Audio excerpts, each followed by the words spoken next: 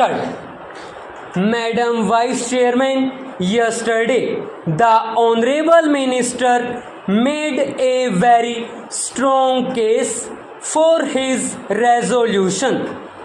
He stressed the necessity for an integrated approach to these problems. He appealed in the name of national integration to accept this proposal. He also stressed the necessity of having emotional integration through this measure. Well, I am not against having an integrated approach as far as both education and agriculture are concerned. But my fear is whether this step in the present context will at all help the integrated approach which he wants and the national integration which he is aspiring for. Now I will concentrate more on the educational service. I was thinking about this problem after I heard the Honorable Minister yesterday with my state in my mind. Our state is considered to be one of those which are so far ahead in education. But unfortunately, the situation there is not very happy. Coming to college education in our state, there are a large number of government colleges and there are a few colleges directly under the university. Now, those college teachers who are directly under the university are considered to be the blessed few because they have a higher salary, fewer hours of work, and sometimes the number of students whom they have to teach happens to be very limited, whereas teachers with the same qualification employed in government colleges have to work 18 hours or even more and they get a meager salary. The creation of these university teachers instead of helping to integrate is causing so much of discontent among the government college teachers. Now, this creation of an all India education service will create another few persons who may be much better placed than either the university teachers or the government college teachers. This state of affairs, I am afraid, will create more confusion rather than help integration. Now, as I mentioned earlier, there is a third category of private college teachers.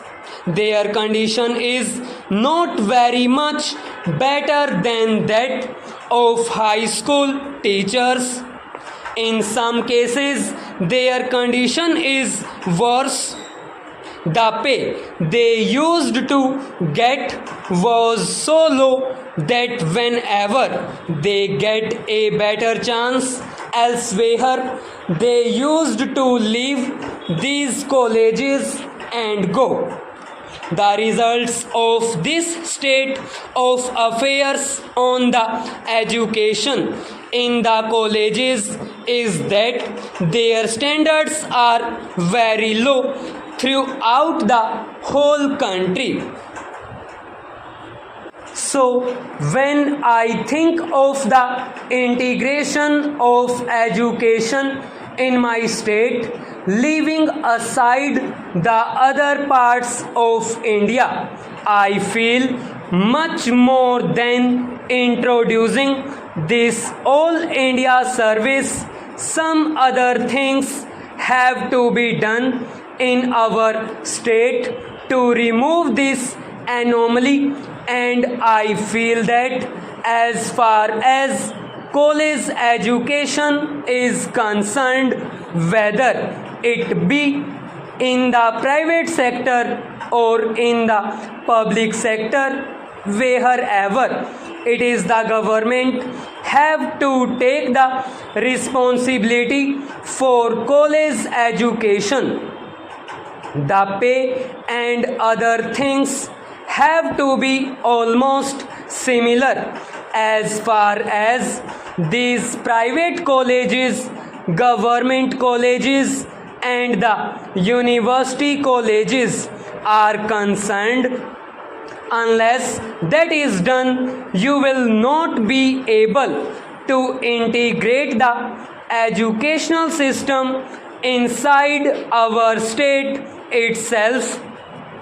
In the final analysis, the result of the present state of affairs falls on the standard of the students. At one time, the colleges in the south, especially Tamil Nadu and Kerala, boasted themselves of having a higher standard compared to the colleges elsewhere. Now the position is entirely different. I am not speaking about Tamil Nadu. As far as my state is concerned, the standard has fallen very low, and the students coming from our colleges find it very difficult to get admission in other places. Secondly, speaking about technical education, our state, though rather high as far as literacy is concerned, in the matter of technical education is lagging far behind. A few institutions in the private sector, engineering colleges and medical colleges, are now permitted. But there also, because of so many factors, the standards are very low, and the government have to do something by which at least the education is immediately taken over by the government. So, to have an engineering college without the necessary appliances to teach is not only harmful to the students, but it is harmful to the state itself. So, also regarding the medical colleges, these are the things on which I would like the government to pay primary attention, and then we can think of the all India services, etc. There is another anomaly. The students passing from our high schools cannot get admission in the colleges outside our state because the entire system is different. Last year there was a lot of difficulty. Nearly 2000 students expected admission in the Mysore University, finally, when they found that it was difficult because of the difference in the syllabus and all that,